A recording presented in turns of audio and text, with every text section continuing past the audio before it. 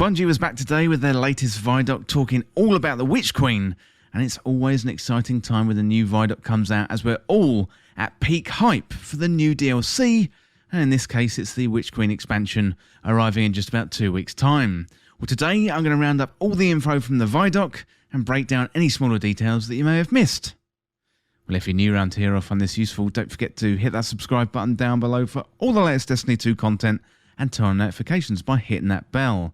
And roughly 98% of viewers who watch This Week in Video Games aren't subscribed, so subscribe today and never miss an update.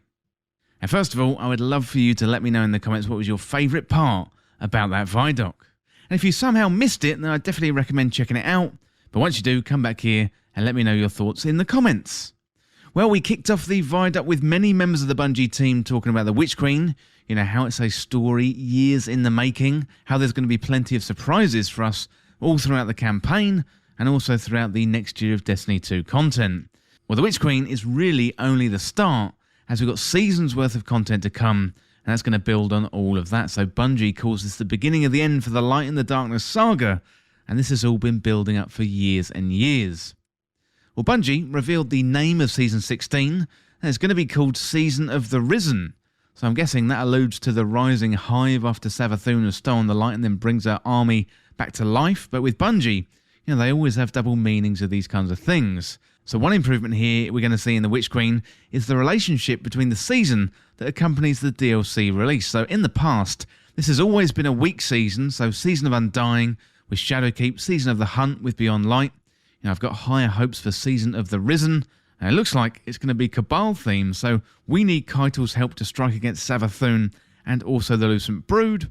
And the Cabal have got this light-suppressing technology that they originally used against the Traveller back in the original Destiny 2 Red War story, and that also resurfaced in Season of the Chosen. Well, now we're asking for Kaitel's help to contain Saffoon with this light-suppressing technology. Well, Saffoon is a big topic of discussion in the first part of the ViDoc, you know, how she's taken centre stage and how everything isn't quite as it seems. Now, I'm still anticipating some kind of swerve here in the campaign. I don't think we're going to kill Saffoon, you know, either in the campaign or in the raid. I think it's more likely we're going to be team up with her to face a greater enemy. You know, Bungie, they're hyping up Saffoon here, saying she's going to want to wipe us off the chessboard. And I do feel like it's a little bit of misdirection, but we're just going to have to wait and see what's going around the corner with that whole storyline. Well, Saffoon's throne world is then showcased. So this is a new type of hive area, and it is itself going through a transformation with the light. So the old hive areas, they're atmospheric, they're dense, they're creepy, and then Saffoon's castle in the middle of the throne world is much brighter. So in terms of art direction, I thought Europa was good, but this has to be some of Bungie's best work. Well, they describe it as an impressionist painting. There's something familiar when looked at from afar, but when you get up close and personal, it's just not quite right, and it's just strange. So the Witch Queen seems like it's going to be full of secrets and mysteries, and hopefully to the extent of the Taken King back in Destiny 1. Well, the campaign is being hyped up as one of the best Bungie campaigns in years, so they're taking elements from dungeons like the raid-like puzzle mechanics, big set-piece moments, and translating them to the campaign for the first time. So we've got normal and also legendary difficulty.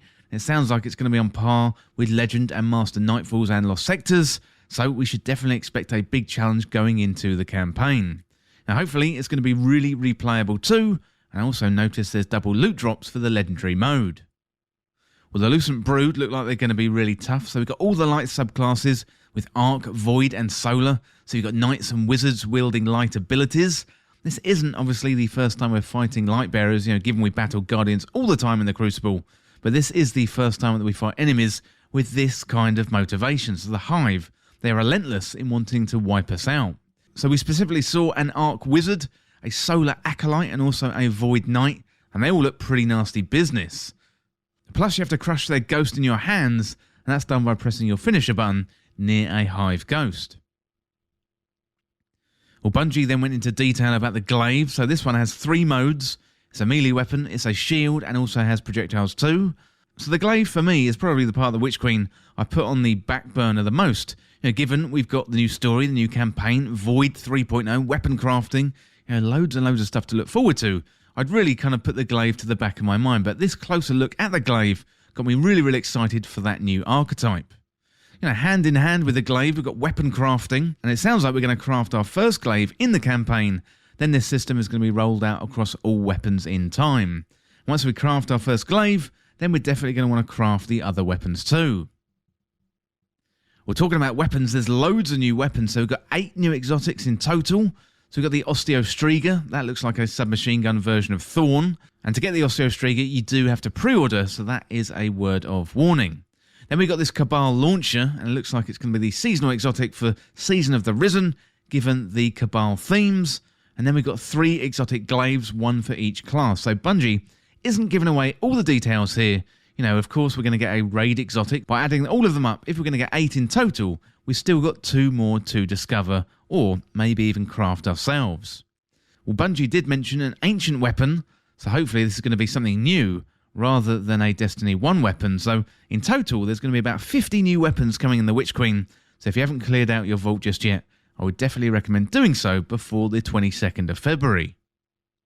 So as well as weapons, we're getting some new exotic armor. So Titans are getting a stasis exotic.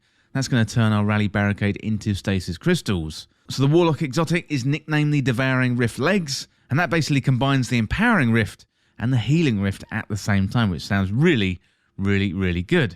So I'm definitely considering which class I'm going to play in the Witch Queen, and I think Warlock may have just shot to the top of the charts. Well, Void 3.0 was then described in much more detail than we've seen before. We got a sneak peek at the aspects and the fragments.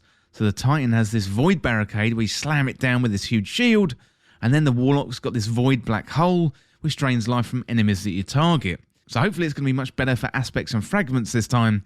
I don't know about you, but the process for getting aspects and fragments in Beyond Light was pretty drawn out, and I thought it got a little bit boring. I'd really like to see this rolled out in a much better way.